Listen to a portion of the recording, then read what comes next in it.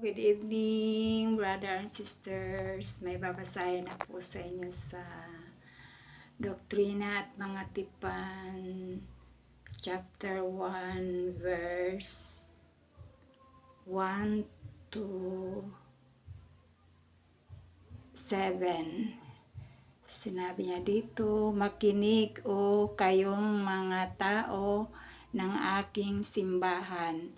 Ang wika ng tinig niya na nananahanan sa kaitaasan. At kung kaninong mga mata ay nakatuon sa lahat ng tao.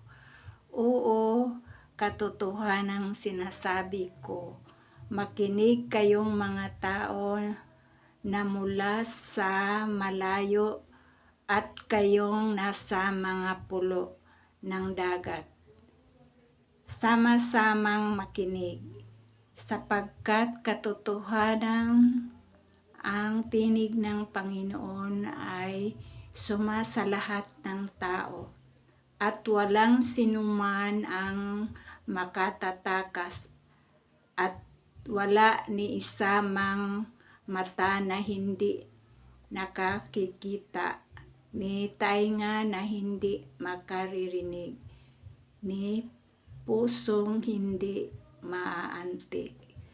At ang mga mapanghimagsik ay babagabagin ng labis na pighati, sapagkat ang kanilang mga kasamaan ay ipagsisigawan sa mga bubungan, at ang kanilang mga lihim na gawain ay ihahayag.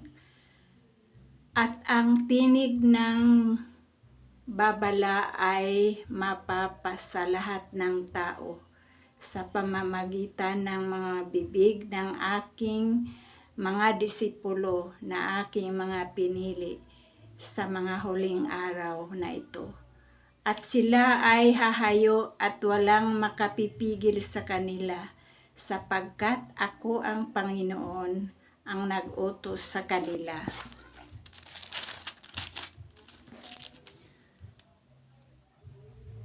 Masdan, ito ang aking kapangyarihan at ang kapangyarihan ng aking mga tagapaglingkod, at ang aking paunang salita sa aklat ng aking mga kautusan na aking ibinigay sa kanila upang mailathala sa inyo o mga nanirahan sa mundo.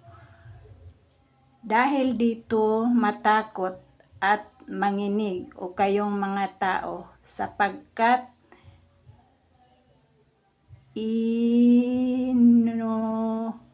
anuman ang ihayag ko ang Panginoon sa kanila ay matutupad. At katotohanang sinasabi ko sa inyo na sila ay humahayo na naghahatid ng mga balitang ito sa mga nanirahan sa mundo.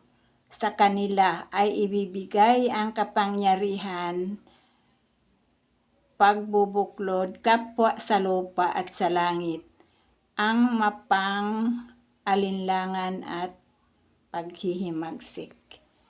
So yan po ang masayang balita po ngayong gabi na ito.